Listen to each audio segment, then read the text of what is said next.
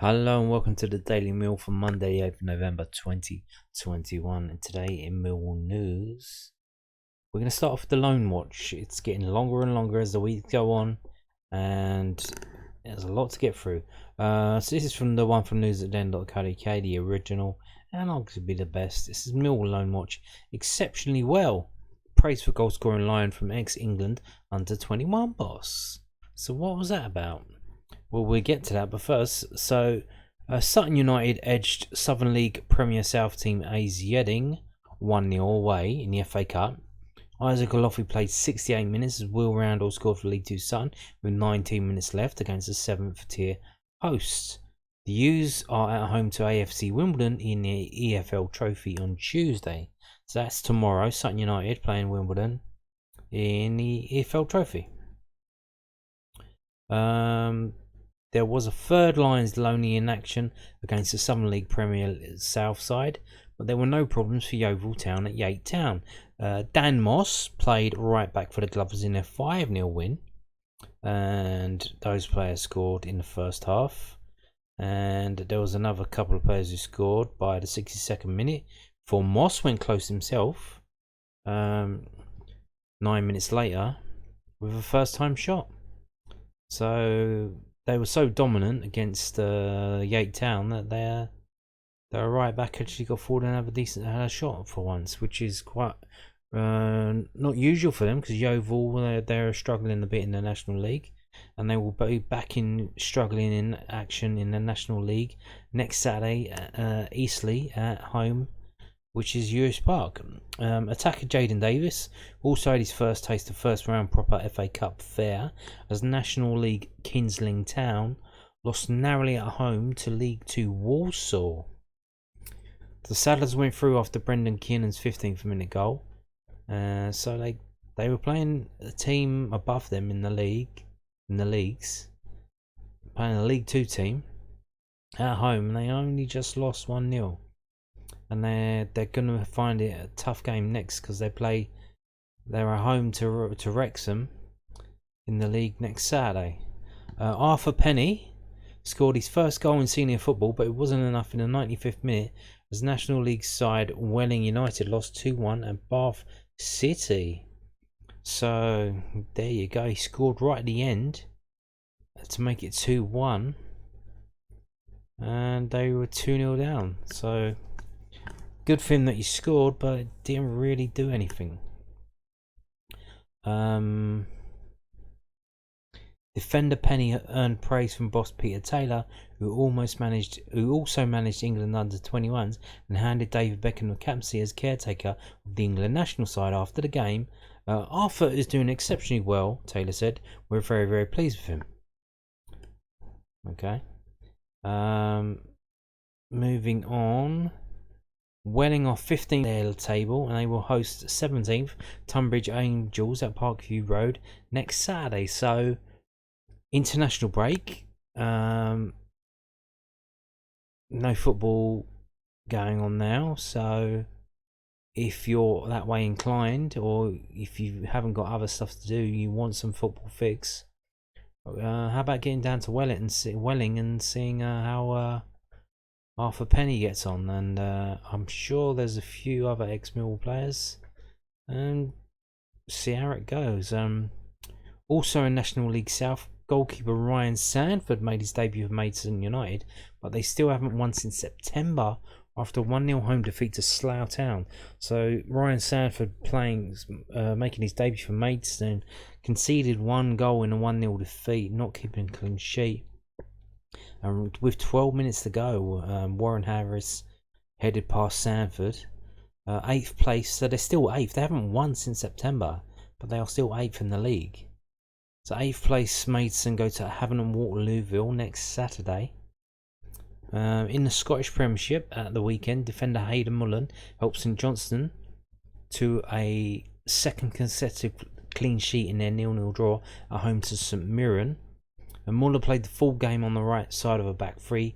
Callum Davis' side, the Saints are 9th, next in action against Celtic at Parkhead on November the 20th. So after the international break, they come back and they go away to Celtic. Will Hayden Muller play that now? Hayden Muller was had a spell out of the team for some reason. I went out of favour. So he's played the last 2 games for St Johnstone, and would you believe it, 2 clean sheets. But I don't think you can ascribe them to him. I think the first one was Xander Clark playing like Superman, and this one I'm not too sure because I haven't had time to watch it on Sports Scene on the BBC iPlayer, and I will though probably, but I haven't done so yet. Junior Tenzia played the full game for Dover Athletic as they lost 4-1 away to Southend last Tuesday. Dover's next National League game is a trip to Torquay next Saturday. Meanwhile, Alex Mitchell wasn't involved as Leyton Orient edged out Ebbsfleet United 1-0 in the first round of the FA Cup. The Orient host Charlton in the EFL Trophy on Tuesday night, so that's interesting there. What's gone on there? Why was Alex Mitchell not playing? Now this is interesting. Why was he not playing? Was he on the bench? If he wasn't playing and he was on the bench, did Millwall not give them permission to play him in the FA Cup? Because maybe he's going to come back. He might be needed for him to come back to Millwall later on in the season, and we might need him in the FA Cup. Interesting. I don't know. I could probably check that out to see if he was on the bench, but very interesting what that is about. Yeah, because he's basically playing all the games, so the fact that he isn't playing is kind of ringing alarm bells. I mean, he's been ever present in the team. He's playing really, really well.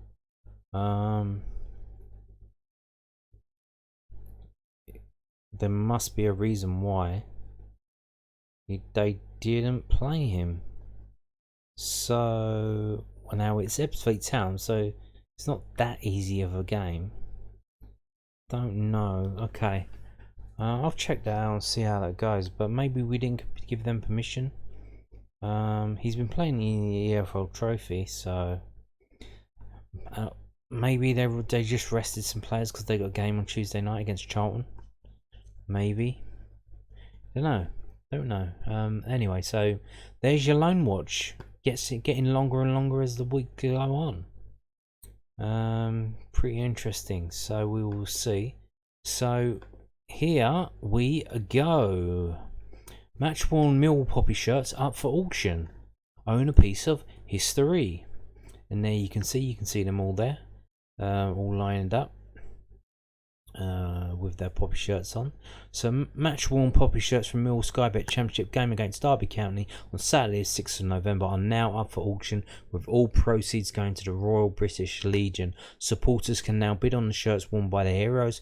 Perhaps goal scorer Scott Malone's takes your fancy, or maybe Jed Wallace's shirt into one for you.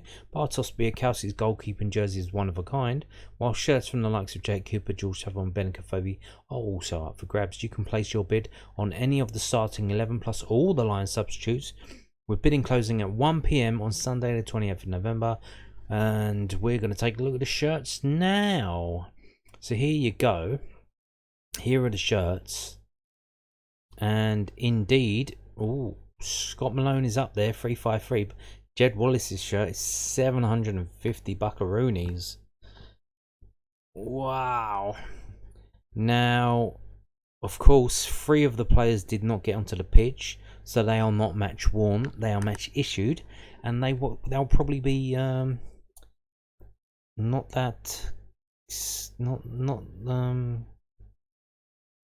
they won't be stinky and covered in stains. And for some reason here, Alex Pearce's shirt is the wrong shirt. I don't know why they've done that. They're using last season's shirt. Maybe he wants to keep his one. I don't know. I doubt it. But he should say Mansion Bet and not the energy, whatever that is, energy check. That's last season's shirt. So hopefully if you bid for Pierce's shirt, you do actually get this season's shirt, the one that he was wearing for that game.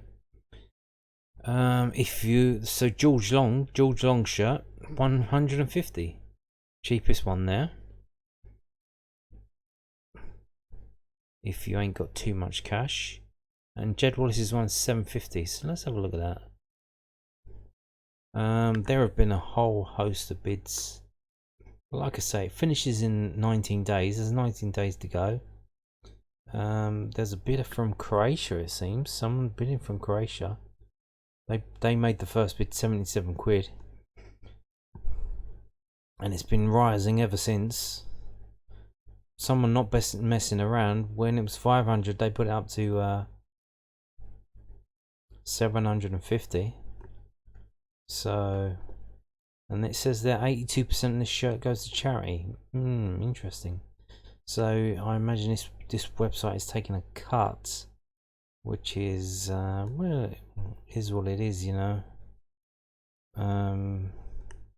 That's the way of the world these days. It's not like a raffle in the executive lounge. It's a global internet auction website, and anyone can bid. And let's have a look at George Long. So 150 for that. And yeah, there's been bids. There's been 3 bids, and it's up to 150. So it is interesting. Maybe come back in what was it, 19 days? Maybe come back in 18 days and see how it is. See if you can actually maybe afford it. But there you go. Charity auction. Royal British Legion.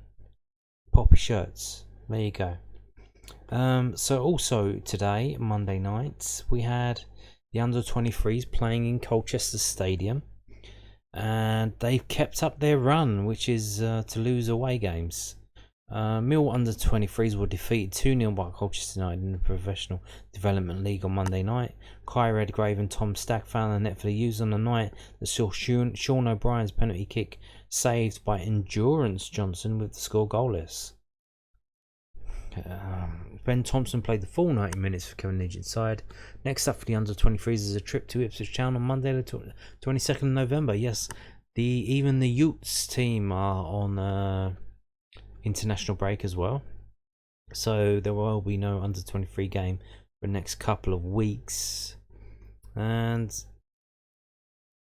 the team was Wright, Walker, Garande, Allen, Okali, Topolodge, Boateng, Thompson, Briscoe, O'Brien, Drozd, and the subs were Leahy for O'Brien and Abdul Malik for Drozd, and the subs not used were Gilmore and Smith. So there we go. So let's see how they're getting on now. So they're third in the table still, but it's chalk and cheese night and day. They've won 5 games, all 5 away games. They've got 100% home record. They've lost 5 games, all away games. They've got a 0% away record. Not even a draw. Not even a draw. Weird. It's weird. It is weird. I don't know how they what can I say?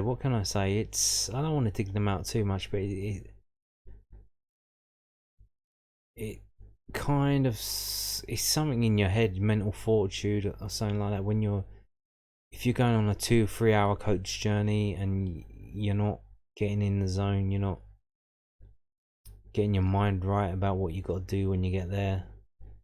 Maybe you're drifting off, maybe you're just goofing around, playing computer games, listening to music, that kind of thing. You're not focusing on the matter at hand. Maybe you're distracted by other things going on, having a bit too much fun, I don't know. But to lose 5 away games in a row, it's something's going on there. And it's not as if you can say, well, they're not good enough, was that they've got 100% home record. And it's not as if they've been playing in stadiums with a fierce crowd roaring them on when they play home games. And most of the home games been out of training grounds. So There's something going on there in terms of away travel and getting their heads right. Being able to go to a place maybe they've never been before. I mean, a lot of these are probably first years? They've just come into the team, maybe.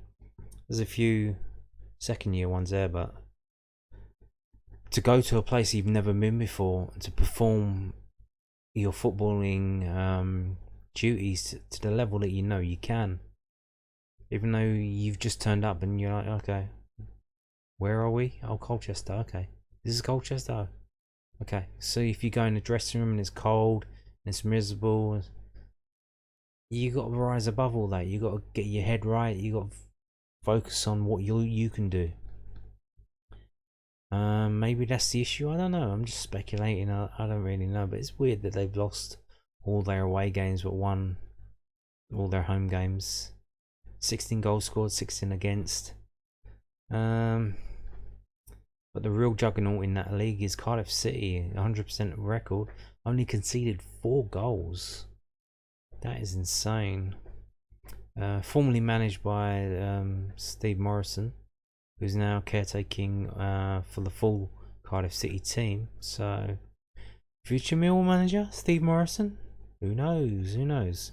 So there you go. That is it for today's Millwall news. Thank you for watching. Goodbye.